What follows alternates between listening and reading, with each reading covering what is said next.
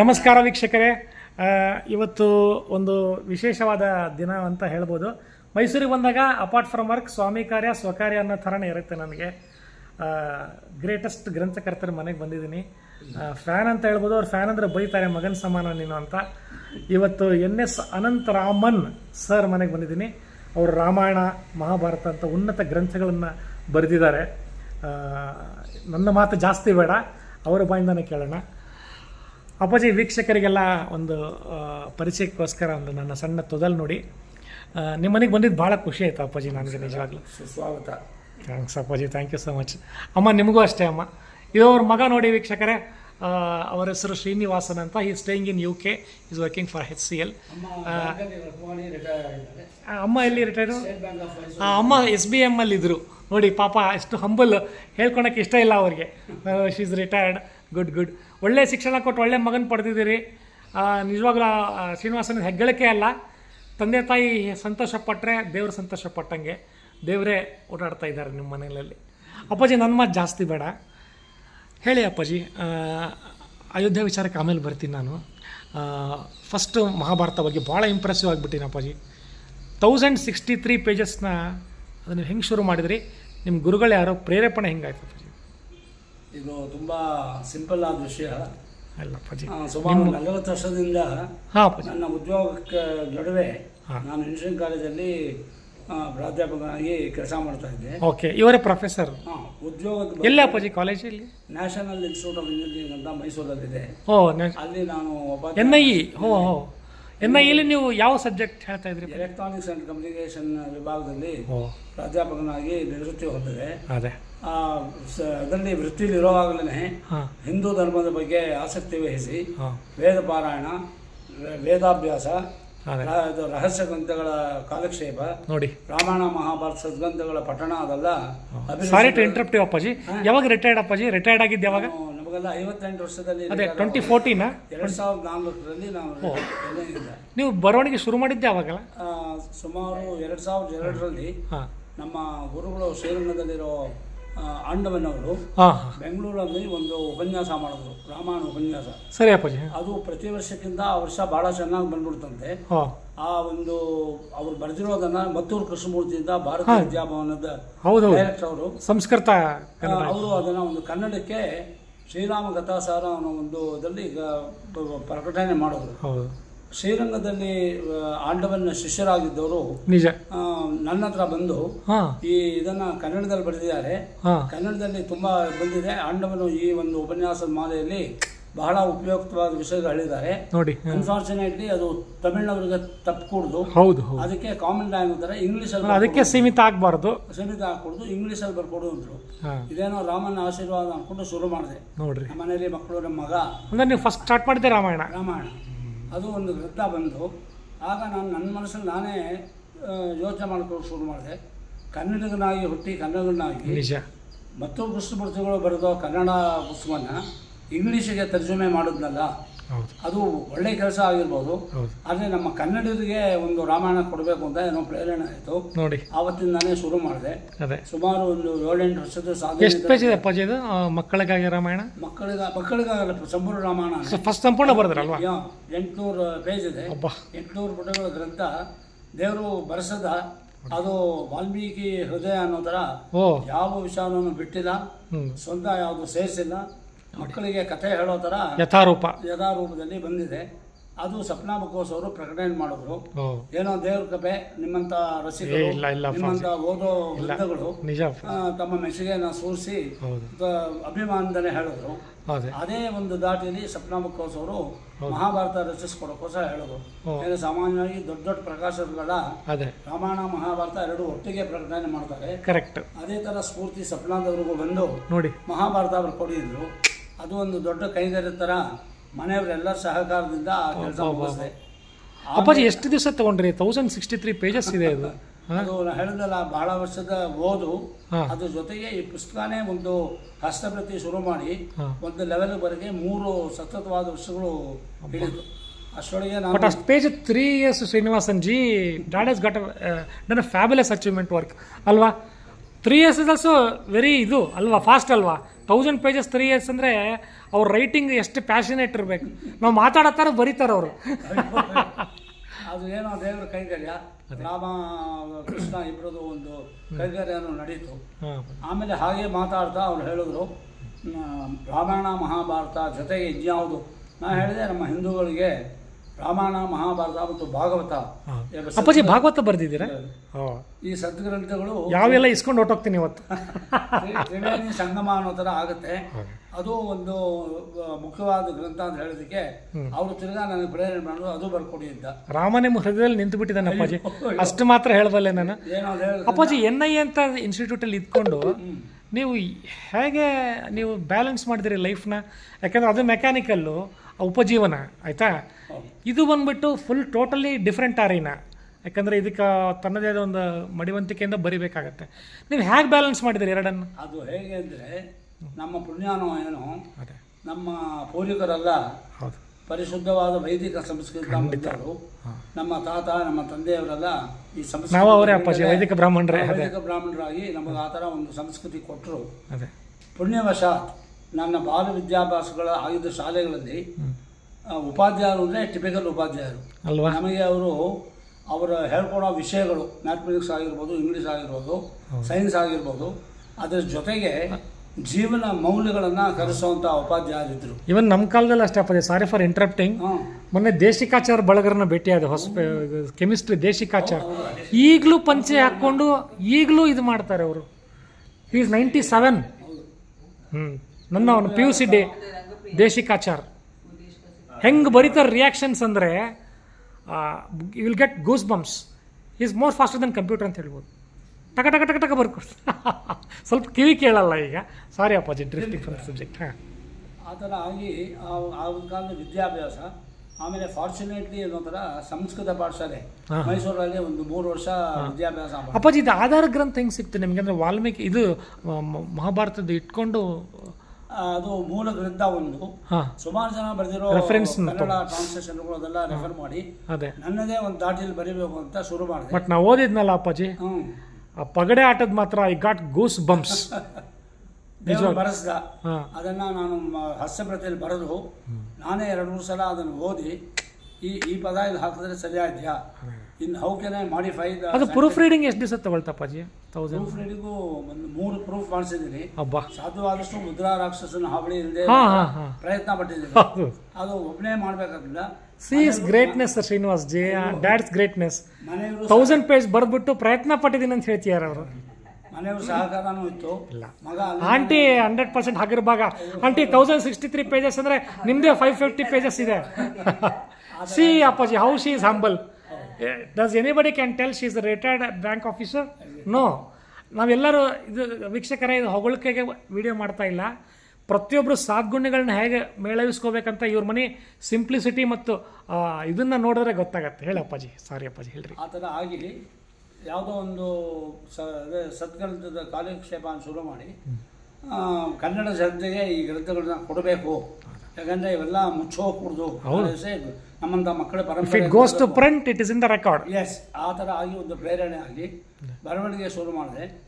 ಜೀವನಕ್ಕೆ ಪ್ರೊಫೆಸರ್ಶಿಪ್ಪು ಸಂಬಳ ಬರುತ್ತೆ, ನಿವೃತ್ತಿ ವೇತನ ಎಲ್ಲ ಬರುತ್ತೆ. ಮುಂಚೆಯಿಂದ ಉಜ್ಜೀವನಕ್ಕೆ ಯೋಚನೆ ಮಾಡ್ತಾ ಇದ್ದೆ. ಉಜ್ಜೀವನಕ್ಕೆ ಏನು ಮಾಡೋದು ಅಂತ ವೇದಾಭ್ಯಾಸ, ಧರ್ಮಗ್ರಂಥಗಳ ಕಾಲಕ್ಷೇಪ, ಅದ್ರ ಜೊತೆಗೆ ಈ ಥರ ಒಂದು ಬರವಣಿಗೆ ಬೆಳೆಸ್ಬೋದು. ನನ್ನ ಮನೋಭಿಲಾಷೆ ಮತ್ತು ಮಾನಸಿಕವಾದ ಒಂದು ತಾಕ್ಷ ಏನು ಅಂದರೆ, ನೀವು ಬಾಬನ ಬಗ್ಗೆನೂ ಬರಿಬೇಕು ಅಂತ ಒಂದು ಶಿರಡಿ ಸಾಯಿಬಾಬಂದು. ಬೇಕಾದ್ರೆ ಎಲ್ಲ ಮೆಟೀರಿಯಲ್ ಕೊಟ್ಟು ನಿಮ್ಮ ಕಾಲು ಕೆಳಕ್ಕೆ ಸೇವೆ ಮಾಡ್ತೀನಿ ನಾನು. ಅಲ್ಲಪ್ಪಾಜಿ, you are very rarest of rare. ನಾನು ಅನಂತರಾಮು ಸರ್ ನಂಬರು ಕೊಡ್ತೀನಿ, ಮಾತಾಡಿ. He is very humble like you. Baba ನುಡಿಸಿದ್ದಾರೆ, ನನಗೆ ಗೊತ್ತಿಲ್ಲ. ನನಗೆ ಹೆಗ್ಗಳಿಕೆ ಏನೂ ಇಲ್ಲ ಶ್ರೀನಿವಾಸ್ ಜಿ, ಜಾಸ್ತಿ ಇದಂದ್ಕೋಬೇಡಿ. ಅಪ್ಪಾಜಿ ಒಂದು ಬಾಬಾ ಪುಸ್ತಕ ಬರೀಬೇಕಂತ ನನ್ನ ಮನತಾಕ್ಷೆ. Shirdi Saibaba such a great, he's a Datta ಅವತಾರ ಅಲ್ಲ ಅಪ್ಪಾಜಿ, ಅದಕ್ಕೋಸ್ಕರ. ಆ ಥರ ಆಗಿ ಒಂದು ಬಾಲಲೀಲೆ ಅಂತಾರ ಶುರು ಮಾಡಿ ನೋಡಿ, ಅದು ನಮ್ಮ ಸ್ವಪ್ನಾಮುಖೋತ್ಸವದ ಉತ್ತೇಜನ ಅದೇ ಮತ್ತು ಕನ್ನಡ ಓದುಗರ ಅಭಿಮಾನ, ಅದೇ ಧರ್ಮಗ್ರಂಥಗಳ ಅಭಿಮಾನಿಗಳು ಎಲ್ಲರ ಉತ್ತೇಜನದಿಂದ ಈ ಕೈಂಕರ್ಯಗಳು ದೇವರಿಂದ ಆಯಿತು. ನೋಡಿ ಅಪ್ಪಾಜಿ, ನಿಮಗೇನು ಬಹುಮಾನ ಗೊತ್ತಾ ಅಪ್ಪಾಜಿ? ಹಿಂಗೆ ಬಾಬಾ ನಮ್ಮನ್ನು ಕಳಿಸ್ತಾನಲ್ಲ ಮನೆಗೆ, ಅದು ಓದಿ ಸಂತೋಷ ಆಯಿತು, ಆ ಪೇಜ್ ಓದ್ದೆ ಅಷ್ಟು ಖುಷಿ ಆಯಿತು, ಇಷ್ಟು ಖುಷಿ ಆಯಿತು ಹೇಳ್ತೀವಲ್ಲ, ಅದೇ ಅಪ್ಪಾಜಿಗೆ ನೋಬೆಲ್ ಪ್ರೈಸ್ ಥರ ಅಲ್ವಾ ಅಪ್ಪಾಜಿ. ಈ sorry for my long talk, doctor S Janaki ಅಮ್ಮ ಗೊತ್ತಿದ್ದಾರೆ, playback singer. She is very close to me, ಆಯಿತಾ. She is very very close to me. ಅವ್ರಿಗೆ ನಿಮ್ಮ ಹೆಸರು ನಿಮ್ಮ ಪರ್ಮಿಷನಿಂದ ಹೇಳ್ತೀನಿ ನಾನು. ಅವರು ಆಂಡವರ್ ದೇಶಿಕನ್ ಅಂತೇಳಿ ಒಬ್ಬ ಸ್ವಾಮೀಜಿ ಇದ್ದಾರೆ, ಅವ್ರಿಗೆ ನಡ್ಕೊಳ್ತಾರೆ ಅವರು. ಅವ್ರು ಮೈಸೂರಲ್ಲೇ ಇದ್ದರು ಎಸ್ ಜಾನಕಿ ಅಮ್ಮ. ಹಾಂ, ಎಸ್ ಜಾನಕಿ ಅವಾಗ ನಾವೇ ವಾಲಂಟಿಯರ್ ಇದ್ವಿ ಇಲ್ಲಿ 2017 ಶೀಗೆ ಅನೌನ್ಸ್ಡ್ ರಿಟೈರ್ಮೆಂಟು. ಈಗ ಮೊನ್ನೆ ಕೂಡ ಅಷ್ಟೇ ಅಪ್ಪಾಜಿ, ನಂದು ಮೊನ್ನೆ 25ನೇ ವರ್ಷದ ಮ್ಯಾರೇಜ್ ಆ್ಯನಿವರ್ಸರಿ ಆಯಿತು. ನಿಮ್ಮದು ಆಶೀರ್ವಾದ ಇರಲಿ. ಜಾನಕಿ ಅಮ್ಮನೂ ಮೊನ್ನೆ ಆಶೀರ್ವಾದ ಕೊಟ್ಟರು. ನನ್ನದೆನ್ನುವುದು ಏನೂ ಇಲ್ಲ, ನಿಮ್ಮ ಆಶೀರ್ವಾದ ತೊಗೊಳಕ್ಕೆ ಅಷ್ಟೇ ಪುಣ್ಯ ಅನಿಸುತ್ತೆ ಅಪ್ಪಾಜಿ. ಥ್ಯಾಂಕ್ಸ್ ಅಪ್ಪಾಜಿ. ಅಲ್ಲ, ನನ್ನ ಶ್ರೀಮತಿನ ಮಕ್ಕಳನ್ನ ಕರ್ಕೊಂಬರ್ತೇನೆ ಮೈಸೂರಿಗೆ ಅಂದರೆ. ಅಪ್ಪಾಜಿ ಹೇಳಿ ಅಪ್ಪಾಜಿ, ಮತ್ತು ಇದನ್ನು ಓದ್ಬಿಟ್ಟು ರಿಯಾಕ್ಷನ್ಸ್ ಹೆಂಗೆ ಬರ್ತಾ ಇತ್ತು ಅಪ್ಪಾಜಿ? ದೇವ್ರ ಕೃಪೆಯಿಂದ ಚೆನ್ನಾಗಿ ಉತ್ತೇಜನ ಆಗ್ತಾ ಇದೆ, ಮನೆಯಿಂದ ಬರ್ತಾ ಇದೆ, ಬೆಚ್ಚಗೆ ಇದೆ. ಅದೇ ನಿಮ್ಮಂತ ಪರ್ಸನಲ್ ಆಗಿ ಬಂದು ಹೇಳೋರು ಕೆಲವರು ಇದ್ದಾರೆ. ಅದ್ರ ಜೊತೆಗೆ ಪುಸ್ತಕದ ಪ್ರಕಟಣೆ ನೋಡಿದ್ರೆ ಗೊತ್ತಾಗುತ್ತೆ. ಇದು 2ನೇ ಆವೃತ್ತಿ ಅಪ್ಪಾಜಿ. ಈ ಸಲ ಇದು ಮಹಾಭಾರತ 5 ವಾಲ್ಯೂಮ್ ಬಂದು 5 ಪ್ರಕಟಣೆ, ಇದು 5ನೇದು. ಹಬ್ಬ ದೇವ್ರ ಕೃಪೆಯಿಂದ ವಾಲ್ಮೀಕಿ ರಾಮಾಯಣ ಅದೆಷ್ಟನೇ 10ನೇ ಪ್ರಕಟಣೆ ಆಗಿದೆ. Oh my God, getting 10ನೇ ಪ್ರಕಟಣೆ ಆಗಿದೆ. ಕಾಕತಾಳೀಯವಾಗಿ 10 ಗ್ರಂಥಗಳ ಪ್ರಕಟಣೆ ಆದ ದಿವಸ ನಾನು ನಮ್ಮ ಆಕೆ ಬ್ಯಾಂಗ್ಳೂರಿಂದ ಬರ್ತಾ ನೋಡಿದೆಯಾ ರಾಮಾಯಣ ಮಹಾಭಾರತ ಎಲ್ಲ ಬರೆದ್ವಿ. ನಮ್ಮನೆಯವ್ರು ಹೇಳ್ತಾ ಇದ್ರು ಚಿತ್ರಕೂಟ ಅದೆಲ್ಲ ನೋಡ್ಲೇ ಇಲ್ಲ ಅಂತ. ಕರೆಕ್ಟ್. ದೇವ್ರ ಕೃಪೆ ನೋಡಮ್ಮ ಅಂತ ಹೇಳ್ಬಿಟ್ಟು ಸುಮ್ಮನೆ ಇದ್ದೆ. ಓಕೆ. ಅದು ಮಿಂಚಿನ ವೇಗದಲ್ಲಿ ಯಾವ ಥರ ಒಂದಾಯಿತು ಅಂದರೆ, ಈ ಒಂದು ಆನ್ಯುಯಲ್ ಟ್ರಿಪ್ಪಲ್ಲಿ ನಮ್ಮ ಮಗ ಬಂದಾಗ he came along with the information that he has booked seats for us for Ayodhya. Wow, ಸ್ವರ್ಗನೇ ಕಿತ್ತಿ ಕೈ ಕೊಟ್ಟಂಗಾಗಿರುತ್ತೆ ಅಪ್ಪಾಜಿಗೆ ಅಲ್ವಾ? ನೋಡಿ ಅಲ್ಲಮ್ಮ, ನಿಜ ಅಮ್ಮ. ಯಾಕಂದ್ರೆ ಆಮೇಲೆ ಮೈಸೂರಿಗೂ ರಾಮದೇವ್ರಿಗೂ ಏನು ಕನೆಕ್ಷನ್ ಇದೆ ನೋಡಿ. ಆ ಮೂರ್ತಿ ಮಾಡಿದವರು ಮೈಸೂರಿನವ್ರೆ ಅಲ್ವಾ? ಹಾಂ, ಆ ಬಾಲರಾಮ ಹೆಂಗಿದಾರೆ, ಹೋಗಿ ಎತ್ಕೊಂಬೋಣ ಅನ್ಸ್ಬಿಡುತ್ತೆ ಅಲ್ಲ ಅಪ್ಪಾಜಿ? ಹಾಂ, ಈಗ ನನಗೆ ಆ ಒಂದು ಭಾಗ್ಯ ಈ ವರ್ಷ ದೊರಕಿತು.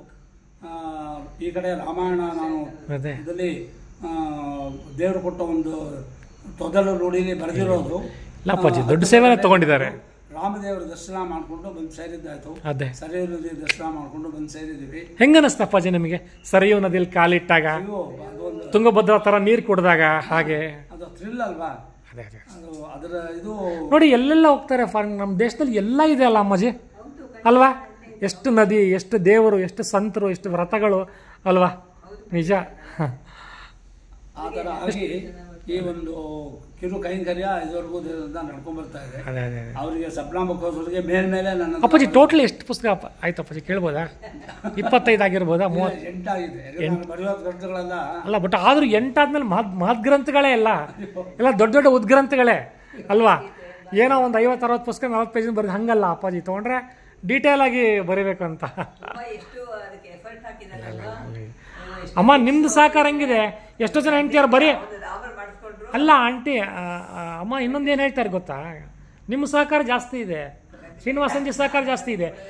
ಇಲ್ಲ ಕೆಲವ್ರು ಮನೇಲಿ ಹೆಂಡ್ತೀರು ಹೆಂಗಿರ್ತಾರೆ ಗೊತ್ತಾ? ಈಗ ವಾಸ್ತವವಾಗಿ ಮಾತಾಡ್ತೀನಿ, ನಿಮ್ದು ಇದೇ ಆಯ್ತು ಬಿಡ್ರಿ ಅಂದ್ಬಿಟ್ಟಿದ್ರೆ ಪೆನ್ ಇಟ್ಬಿಡ್ತಾ ಇದ್ದೀರ ಅಪ್ಪಾಜಿ ಅಲ್ವಾ? ಬರೀರಿ ನಿಮ್ಗಿನ್ನ ಇದೆ, ನಮ್ಗೆ ಇನ್ನೂ ಇದೆ. ಈ ವಿಚಾರದಲ್ಲಿ ನನಗೆ ಬೀಚಿ ಸರ್ ನೆನಪಾಗ್ತಾರೆ, ದೊಡ್ಡ ಮಹಾನ್ ಸಾಹಿತಿ. ಅವ್ರ ಹೆಂಡ್ತಿ ಯಾವಾಗಲ ಅನ್ನೋರಂತೆ, ನೀವು ಮಾತಾಡೋಷ್ಟು ಊಟ ಮಾಡಲ್ಲ, ಮೊದಲು ಊಟ ಮಾಡಿ ಅಂತ. ಆಮೇಲೆ ಅವರು ಏನು ಮಾಡಿದ್ರಂತೆ, ಹೆಂಡ್ತಿಯಿಂದ ಅನಿಸ್ಕೊಂಡು ಬೇಜಾರಾಗಿ, ನಾನು ಬರೆಯೋದ ಬಗ್ಗೆ ಬೇಜಾರಾಯ್ತು ಅಂದರೆ ಒಬ್ಬ ಡಿಕ್ಟೇಟರ್ ಇಟ್ಕೊತೀನಿ ಬಿಡಿ ಅಂದ್ರಂತೆ. ಅವ್ರಿಗೊಂದು ತಿಂಗಳ 3,000 ಕೊಟ್ಟು ಇವ್ರಿಗೆ ಬಾಯಲ್ಲಿ ಪಟ ಹೇಳೋರು ಅವ್ನು ಬರ್ಕೊಂಡು ಹೊಟ್ಟೋಗೋನು. ಅಂದರೆ ಅಮ್ಮಾಜಿ ಪ್ಯಾಷನ್ ಅಂದ್ರೆ ಹೆಂಗಿರುತ್ತೆ ನೋಡಿ ಅಲ್ವಾ? ಹಂಗೆ ನೀವು ಅಲ್ಲಗಳಿಬೇಡಿ, ನಿಮ್ಮ ಪಾತ್ರ ಭಾಳ ಮಹತ್ವದ್ದಿದೆ. ಶ್ರೀನಿವಾಸನ್ಜಿ ಪಾತ್ರ ಅಲ್ಲ, ಖಂಡಿತ ನೋಡಿ ಅಮ್ಮ ಎಷ್ಟು ಹಂಬಲ್ ಇದ್ದಾರೆ ಅಲ್ವಾ? ಅಲ್ವಾ? ಮತ್ತೆ ಮೊನ್ನೆ ಒಂದು ಸಣ್ಣ ಎಕ್ಸಾಂಪಲ್ ಶ್ರೀನಿವಾಸ್ಜಿ, ಇಸ್ತ್ರಿ ಮಾಡೋ ಅಂಗಡಿಗೆ ಹೋಗಿದ್ದೆ ಬಸವೇಶ್ವರ ನಗರದಲ್ಲಿ. ಅವಳು ಇನ್ನೊಂದು 4 ಬಟ್ಟೆ ಇದೆ, 5 ಬಟ್ಟೆ ಇದೆ ಅಂದರೆ ಅವ್ನು ಅಷ್ಟೇ ಖುಷಿಯಾಗಿ ಇಸ್ತ್ರಿ ಮಾಡ್ತಾಯಿದ್ದೆ. ಇಸ್ತ್ರಿ ಮಾಡೋನು ನಾನು ಹೇಳಿದೆ, ನೀವಲ್ಲಪ್ಪ ನಿನ್ನ ಹೆಸರೇನಮ್ಮ ಅಂದರೆ ಕೌಸಲ್ಯಮ್ಮ ನಿಮ್ಮ ಯಜಮಾನರಿಗಿಂತ ಗ್ರೇಟ್ ನೀನು ಒಂದೆ. ಅಪ್ಪಾಜಿ ಬಂದು ಇಸ್ತ್ರಿ ಮಾಡಿಸ್ಕೊಂಡು ಹೋಗ್ತಾರೆ, ನೀವೇ ನೋಡಿ ಫಸ್ಟ್ ಹೇಳಿದ್ದು ಈ ಥರ ಅಂತ. ನಾನು ಹೇಳಿದೆ, ನಿಮ್ಮ ಮನೆ ಬರ ಇಸ್ತ್ರಿ ತಿಕ್ಕದಂತಂದಿದ್ರೆ ನೀವೇನು ಮಾಡ್ತಿದ್ರಿ ಅಲ್ವಾ? ಹಂಗಾಗಿ ಸಹಧರ್ಮಿಣಿಯ ಪಾತ್ರ ಹಗರ ಭಾಗ 90% ಅದು. ಆ ವಿಚಾರದಲ್ಲಿ ಕೊಟ್ಟಿದ್ದೀನಿ.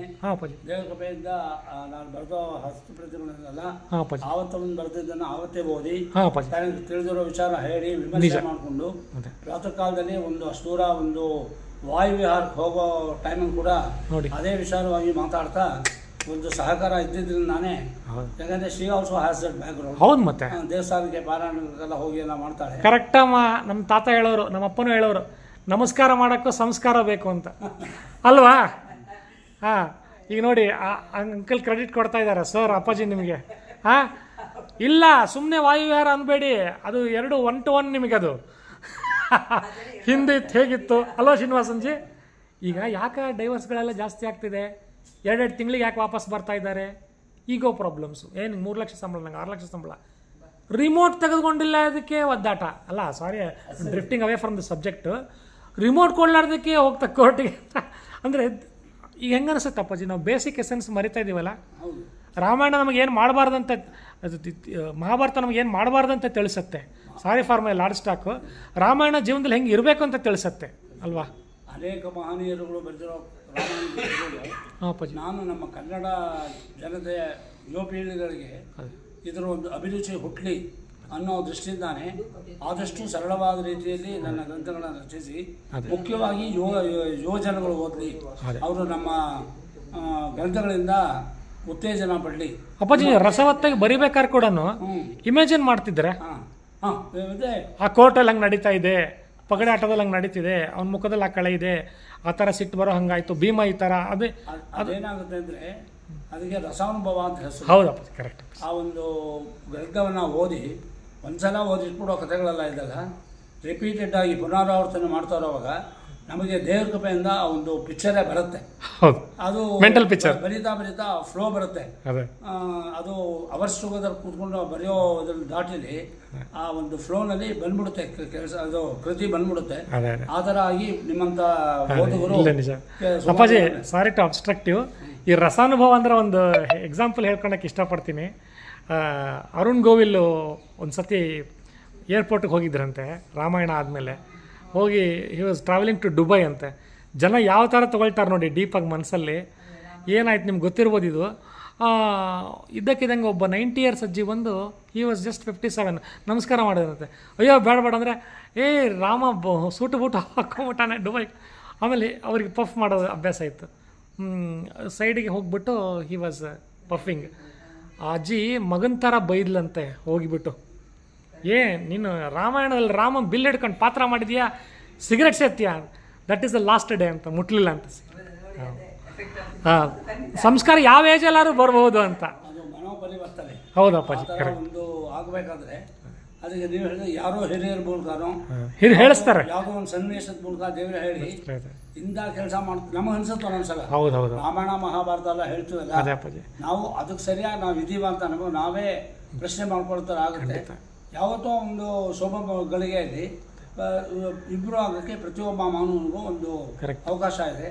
ಆ ಅವಕಾಶವನ್ನು ನಾವು ಉಪಯೋಗ ಪಡಿಸ್ಕೊಬೇಕು. ಇದು ದೈವತ್ವವನ್ನು ಅರ್ಥಕೊಂಡವ್ರಿಗೆ ಮಾತ್ರ ಗೊತ್ತಾಗುತ್ತೆ ಅಪ್ಪಾಜಿ. ಎಲ್ಲೋ ಒಂದು ಸಣ್ಣ ಪುಸ್ತಕ ಬರೆದ ತಕ್ಷಣ ನಾನು ಅನ್ಬೋದು ಬಂದ್ಬಿಡುತ್ತೆ. ಅದನ್ನು ನೀವು ತೊಡೆದು ಹಾಕ್ಕೊಂಡು ರಾಮನೇ ಬರೆಸಿದ್ದಾನೆ, ಅಷ್ಟೇ, ರಾಘವನೇ ಕೆಲಸ ಮಾಡಿಸಿದ್ದಾನೆ, ನಮ್ಮ ಹಿರಿಯರ ಪುಣ್ಯದಿಂದ ಮಾಡ್ತಾ ಇದ್ದೀನಿ ಅಂದ್ರಲ್ಲ ಅಪ್ಪಾಜಿ. ಸ್ಟೂಡೆಂಟ್ಸ್ಗಳದ್ದು ಹೆಂಗಿದೆ ಅಪ್ಪಾಜಿ ರಿಯಾಕ್ಷನ್ಸ್ ಎಲ್ಲ?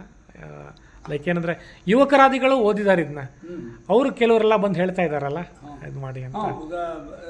ಉದಾಹರಣೆಗೆ ಕೆಲವರು ಲೆಟರ್ ಬರೀತಾರೆ. ಅದೇ ನಮ್ಮ ಮಗನ ಇದು ಸಹಪಾಠಿನೇ ಒಬ್ಬ ಒಂದು ದಿವಸ ನಾವು ವಾಕಿಂಗ್ ಹೋಗ್ತಾ ಇದ್ದೆ, ಕಾರ್ ನಿಲ್ಲಿಸ್ಬಿಟ್ಟು ನೋಡಿ ಅಂಕಲ್ ನಿಮ್ಮ ಪುಸ್ತಕ ಓದ್ದೇ ಇಲ್ಲ, ಯಾಕಪ್ಪ ಮಗು ಅಂತ ಹೇಳಿದೆ. ಸೋ ನೈಸ್, ಮಹಾಭಾರತ ಓದ್ತಾ ಇದ್ದೀನಿ ಅಂಕಲ್ ಅಂದ.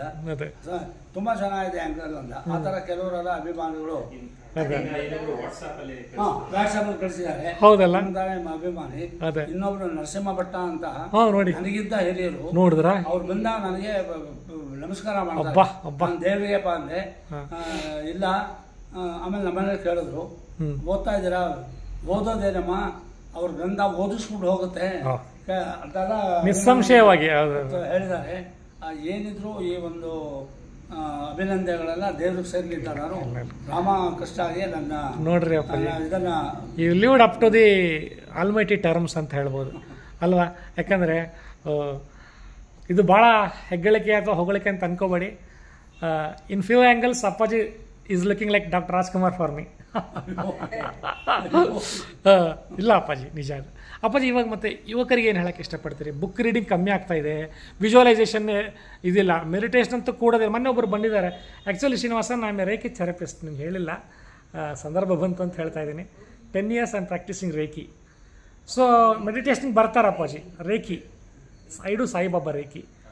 18 ನಿಮಿಷ ಕೂಡೋಕ್ಕೆ ತಾಕ್ಷ ಇರಲ್ಲ ಅಪ್ಪಾಜಿ, ಮೆಡಿಟೇಷನ್ ಕಲಿಸ್ಕೊಡಿ ಅಂತ ಬರ್ತಾರೆ. ನಾವು ಹೇಳ್ತೀನಿ ಫಸ್ಟ್ ಅವ್ರಿಗೆ, ನೀವು ಕೂಡೋದು ಕಲ್ತ್ಕೊಳ್ಳಿ ಫಸ್ಟ್, ನೆಕ್ಸ್ಟ್ ಹೇಳ್ಕೊಡೋದು ನೆಕ್ಸ್ಟು. ಆಮೇಲೆ ನಮಗೆ ಭಾಳ ಮೇನ್ ಆಗುತ್ತಂತೆ ರೇಖಿನಲ್ಲಿ. ಇವರೇನೋ ಕೂತರು ಅಲ್ಲೇನೋ ಹಾಕಿದ್ರು ಅಂದ್ಬಿಡ್ತಾರೆ ನಮಗೆ. ಅದು ರಿಸೀವಿಂಗ್ ಎಂಡ್ ಬ್ಯಾಟ್ರಿ ಇದ್ದ ಹಾಗೆ ಎಲೆಕ್ಟ್ರೋಮ್ಯಾಗ್ನೆಟಿಕ್ ವೇವ್ಸ್ ಟ್ರಾವೆಲ್ ಆಗುತ್ತೆ. ಸಾರಿ ಫಾರ್ ನಮ್ಮ ಬಗ್ಗೆ ಹೇಳ್ಕೊಂಡಿದ್ದಕ್ಕೆ, ಬಟ್ ಸಂದರ್ಭ ಬಂತು ಅಂತ ಅರಿಕೆ ಮಾಡಿಕೊಂಡೆ.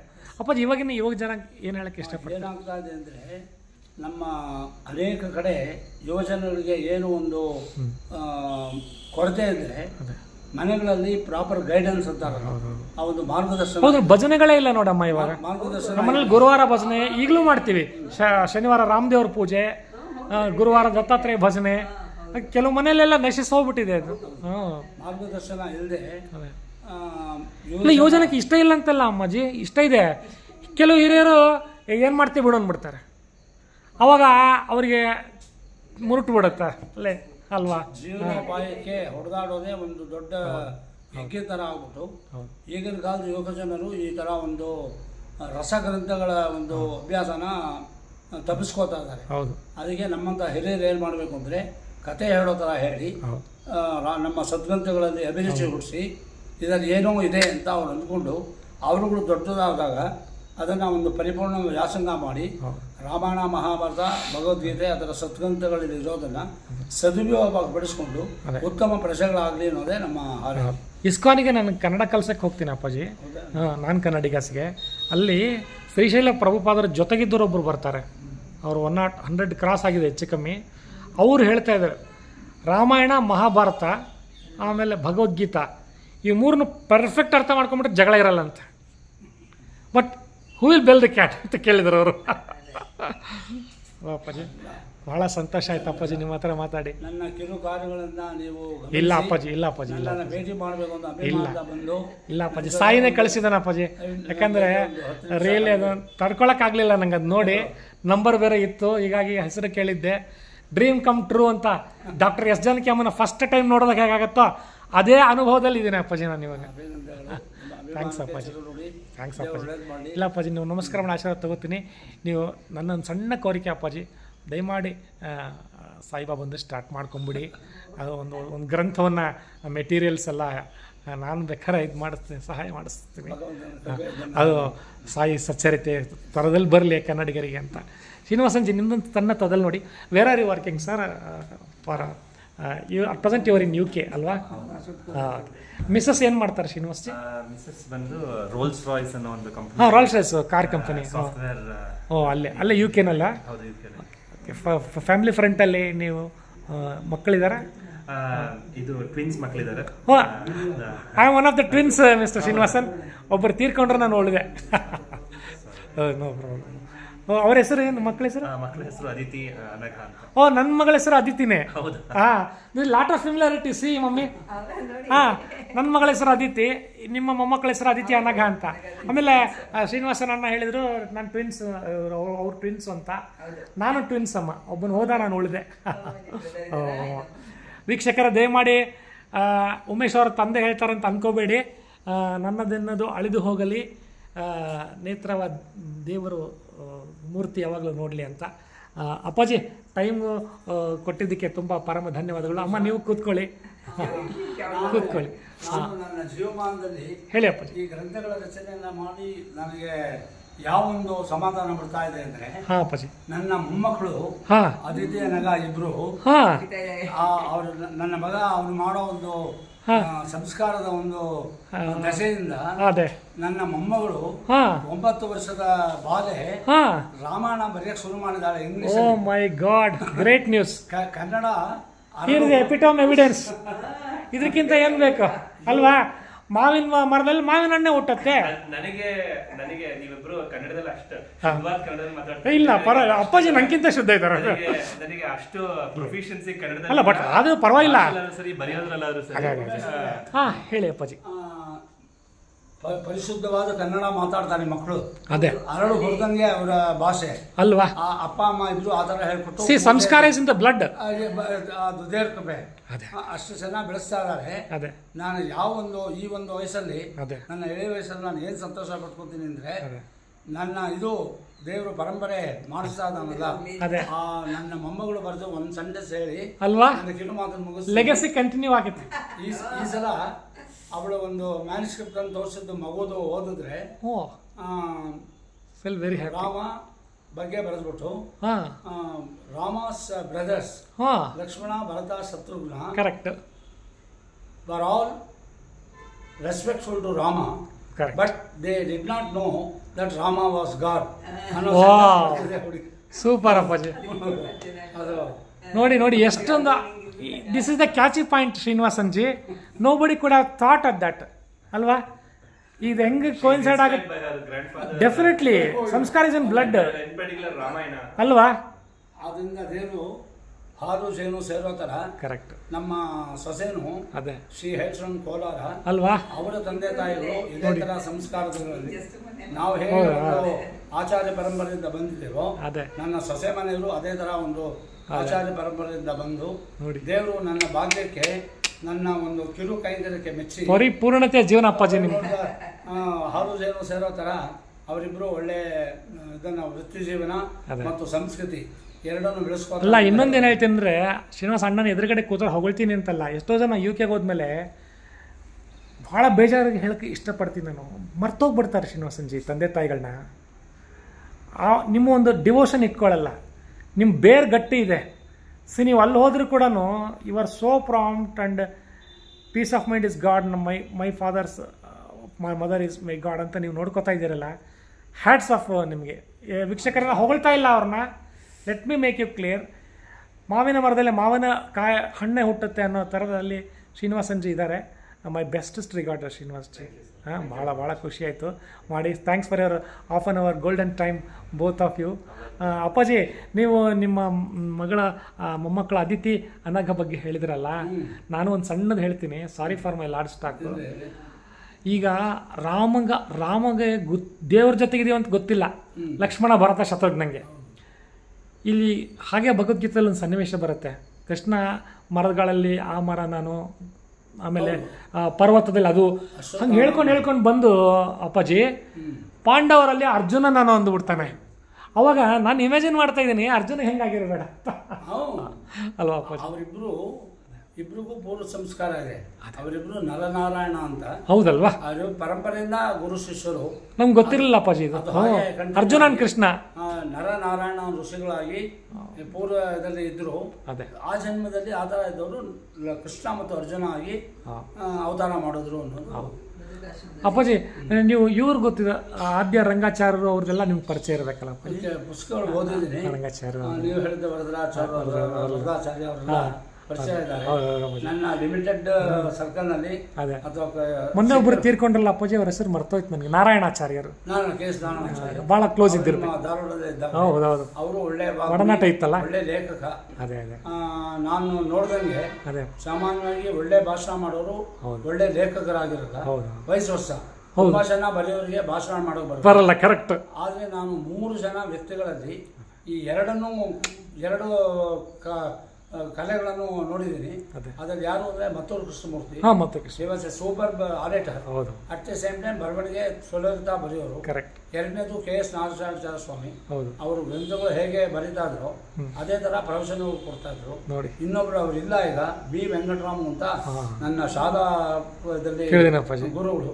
ಅವರು ಚೆನ್ನಾಗಿ ಬರೆಯೋರು. ಪ್ಲಾಟ್ಫಾರ್ಮ್ ಮೇಲೆ ಕೂತ್ಕೊಂಡ್ರೆ ಸಾಹಿತ್ಯ ಮತ್ತೆ ಸಂಗೀತ ಹಂಸಲೇಖ ಅನ್ನೋ ಎರಡು ಒಂದೇ ಅಲ್ವಾ, ಮಾತಾಡೋರು. ಅವರೆಲ್ಲ ಗ್ರೇಟ್. ಥ್ಯಾಂಕ್ಸ್ ಅಪ್ಪಾಜಿ. ನಿಮ್ಮ ಮನೆಗೆ ಬಂದಿದ್ದು ಸಾರ್ಥಕ ಸಂಜೆ, ಸಾರ್ಥಕ ದಿನ. ಸ್ವಾಮಿ ಕಾರ್ಯ ಸ್ವಕಾರ್ಯ ಆಗಿಬಿಡ್ತು ಶ್ರೀನಿವಾಸನ್ ಜಿ. ನಂಗೆ ಡ್ಯೂಟಿ ಜೊತೆಗೆ ಇದು ಕೂಡ ಅಂದರೆ ಎರಡು ಮಾಡಿಸ್ಕೊಂಡ್ರು. ಥ್ಯಾಂಕ್ ಯು ಸೋ ಮಚ್ ಅಮ್ಮ. ಥ್ಯಾಂಕ್ ಯು ನಿಮಗೂ ಕೂಡ ಅಪ್ಪಾಜಿ. ನಿಮಗೂ ಥ್ಯಾಂಕ್ ಯು. ಶ್ರೀನಿವಾಸನ್ ಸರಿಗೆ ಕಳಿಸ್ತೀನಿ ಅದನ್ನು. With your kind permission I put it in the social media, ಯಾವ ಮೀಡಿಯಾ ಫೇಸ್ಬುಕ್ಕಲ್ಲಿ ಹಾಕ್ತೀನಿ. ಥ್ಯಾಂಕ್ಸ್ ಅಪ್ಪಾಜಿ. ಥ್ಯಾಂಕ್ಸ್.